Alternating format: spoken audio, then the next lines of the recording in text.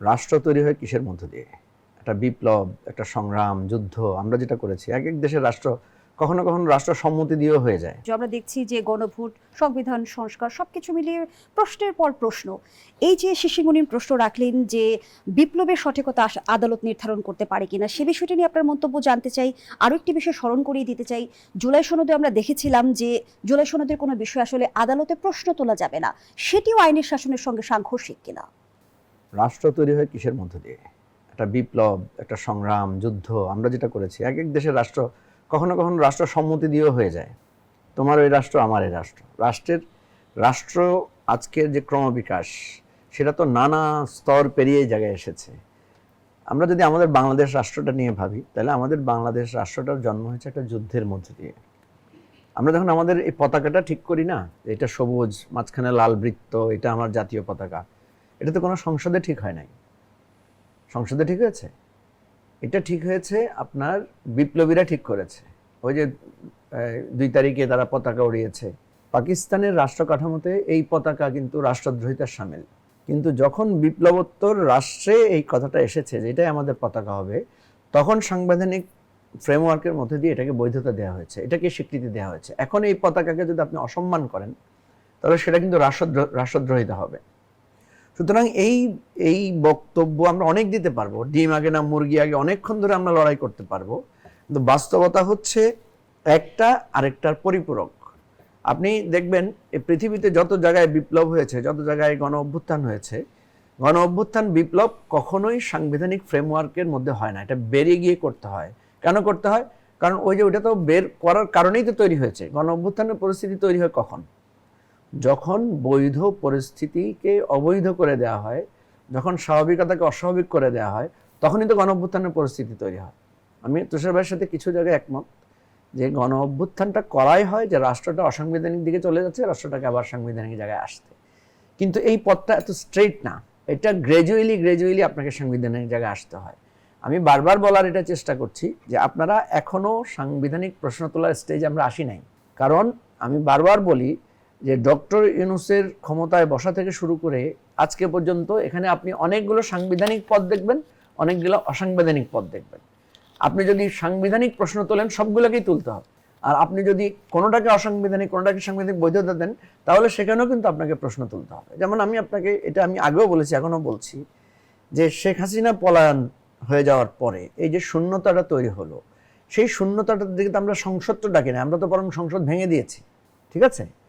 সংসদ ভেঙে দেওয়ার পরে আপনি দেখবেন সংসদ ভাঙাটাও হয়েছে পরে, কিন্তু প্রথমে কি হয়েছে, মানুষ ওই অভ্যুত্থানের সময় গিয়ে সেনাবাহিনীর কাছে গিয়েছে। প্রথমে সেনা প্রধান সহ সবাই বঙ্গভবনে আসলেন, আসার পরে বিপ্লবীদের সাথে আলোচনা হলো কি হতে পারে।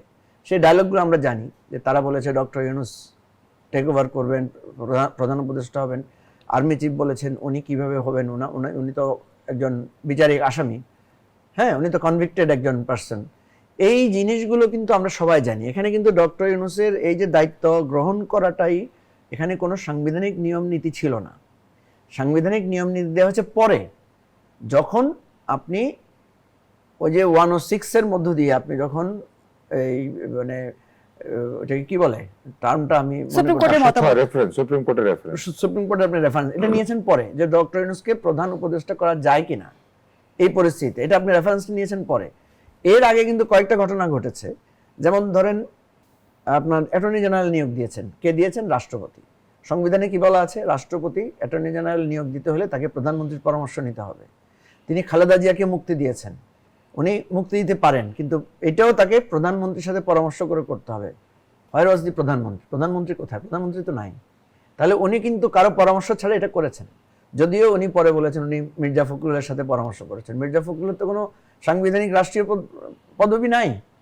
তাহলে দেখেন, বাধ্য হয়ে আমাদেরকে সাংবিধানিক নিয়মের বাইরে গিয়ে পরিস্থিতির মধ্যে আমাদের এই অন্তর্বর্তীকালীন সরকারটা নির্ধারণ করেছে কারা? ছাত্ররা করেছে। ছাত্রদের তো কোনো সাংবিধানিক রাষ্ট্রীয় কোনো বৈধ জায়গায় তাদের অবস্থান তো নাই। তখন তারা যা বলেছে সেটাই আমরা সবাই গ্রহণ করি। সব রাজনৈতিক দল গিয়ে কেউ একটা উদাহরণ দেখাতে পারবেন না কেউ ডক্টর ইউনূসের নিয়োগকে প্রশ্নবিদ্ধ করেছে, কেউ বলেছে যে এই সরকার আমরা মানি না। তাহলে আপনি যেহেতু এই প্রসেসের মধ্যে দিয়ে ঢুকেছেন, তুষার ভাই একটা প্রশ্ন করেছেন যে ঠিক আছে আপনি অবৈধভাবে ঢুকলেন, ঢুকার পরে আপনি যখন সাংবিধানিকভাবে শপথ নিয়েছেন, শপথ নেওয়ার পরে আপনি এখন এই সাংবিধানিকভাবে চলবেন, এই কথাটা অনেক সময় বলা হয়। হ্যাঁ, এই চলার ক্ষেত্রে আপনি যখন দেখবেন যে আপনি যখন প্রধানমন্ত্রীর জায়গায় অবস্থান নিয়ে ফেলেছেন ডক্টর ইউনূস, তখন উনি যেহেতু পার্লামেন্ট নাই, উনি অধ্যাদেশ দিয়ে দিয়ে অনেকগুলো কাজ করেছেন।